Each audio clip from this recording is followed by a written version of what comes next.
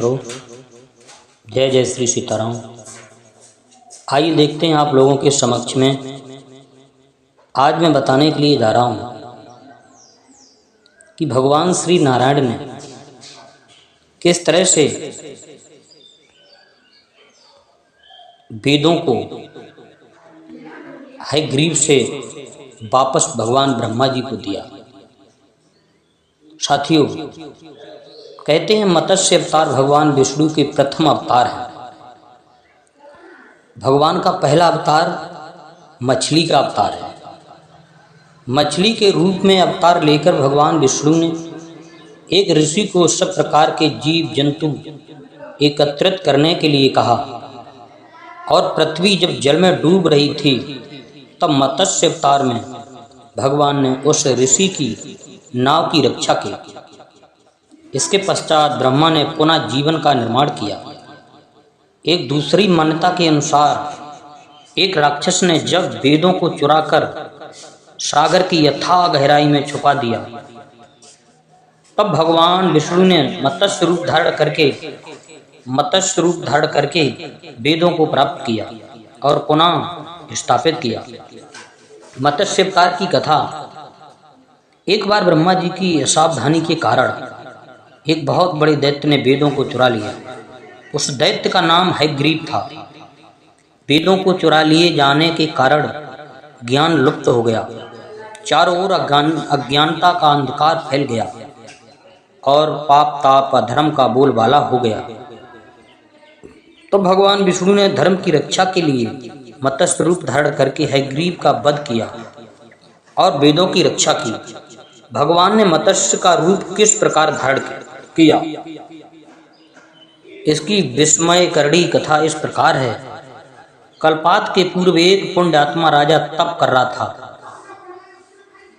कल्पांत के पूर्व में एक पुण्यात्मा राजा तप कर रहा था। राजा का नाम सत्यव्रत था।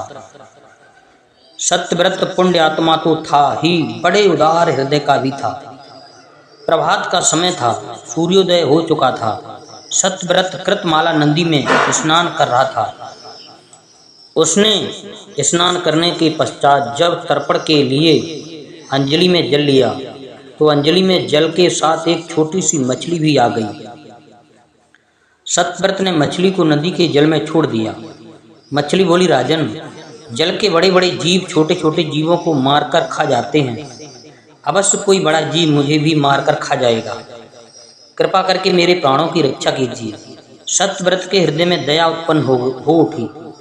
उसने मछली को जल से भरे हुए अपने कमंडल में डाल लिया। तभी एक आश्चर्यजनक घटना घटी। एक रात में मछली का शरीर इतना बढ़ गया कि कमंडल उसके रहने के लिए छोटा पड़ने लगा। दूसरे दिन मछली सत्यव्रत से बोली, राजन, मेरे रहने के लिए कोई दूसरा स्थान ढूंढिए, क्योंकि मेरा शरीर बढ़ गया है। मुझे घूमने फिरने में बड़ा कष्ट होता है। सत्यव्रत ने मछली को कमंडल से निकालकर पानी से भरे हुए मटके में रख दिया। यहाँ भी मछली का शरीर रात भर में ही मटके में इतना बढ़ गया कि मटका भी उसके रहने के लिए छोटा पड़ गया। दूसरे दिन मछली पुनः सत्यव्रत से बोली, राजन, मेरे रहने के लिए कहीं और प्रबंध कीजिए, क्योंकि मटका भी मेरे रहने के लिए छोटा पड़ रहा है। तब सत्यव्रत ने मछली को निकालकर एक सरोवर में डाल दिया, किंतु सरोवर भी मछली के लिए छोटा पड़ गया। इसके बाद सत्यव्रत ने मछली को नदी में और फिर उसके बाद समुद्र में डाल दिया। आश्चर्य, समुद्र में भी मछली का शरीर इतना अधिक बढ़ गया कि मछली रहने के लिए वह छोटा पड़ गया। अतः मछली पुनः सत्यव्रत से बोली, राजन, यह समुद्र भी मेरे लिए रहने के लिए उपयुक्त नहीं है। मेरे रहने की व्यवस्था कहीं कीजिए। अब सत्यव्रत विस्मित हो उठा। उसने आज तक ऐसी मछली कभी नहीं देखी थी। वह विस्मय भरे सुर में बोला, मेरी बुद्धि को विस्मय के सागर में डुबो देने वाले आप कौन हैं? मत्स्य रूपधारी श्रीहरि ने उत्तर दिया, राजन, हयग्रीव नामक दैत्य ने वेदों को चुरा लिया है। जगत में चारों ओर अज्ञान और अधर्म का अंधकार फैला हुआ है।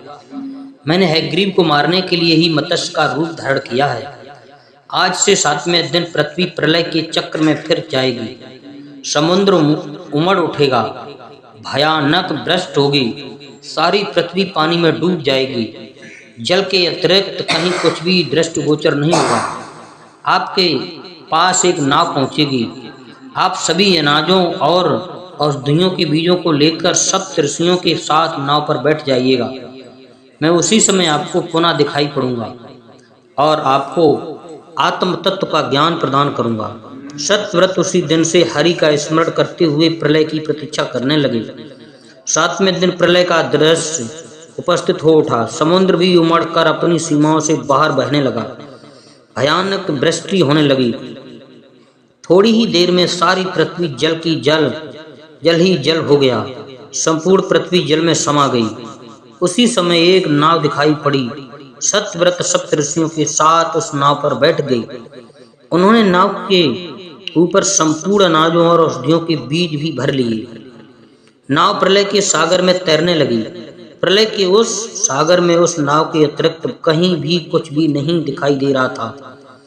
सहसा मत्स्य रूपी भगवान प्रलय के सागर में दिखाई पड़े। सत्यव्रत और सप्तऋषि गण मत्स्य रूपी भगवान की प्रार्थना करने लगे। भगवान से आत्मज्ञान पाकर सत्यव्रत का जीवन धन्य हो उठा। वे जीते जी ही जीवन मुक्त हो गए। प्रलय का प्रकोप शांत होने पर मत्स्य रूपी भगवान ने हयग्रीव को मारकर उससे वेद छीन लिए। भगवान ने ब्रह्मा जी को पुनः वेद दे दिए। इस प्रकार भगवान ने मत्स्य रूप धारण करके वेदों का उद्धार तो किया ही, साथ ही संसार के प्राणियों का भी अंतिम कल्याण किया। जय श्री कृष्ण मित्रों, जय जय श्री सीताराम। हमारे सुमित ज्ञान यूट्यूब में आप लोग ये सुन रहे हैं कि किस तरह से भगवान श्री नारायण ने हयग्रीव से वेदों को ला करके पुनः भगवान ब्रह्मा जी को दिया, संसार का कल्याण किया। जय जय श्री सीताराम।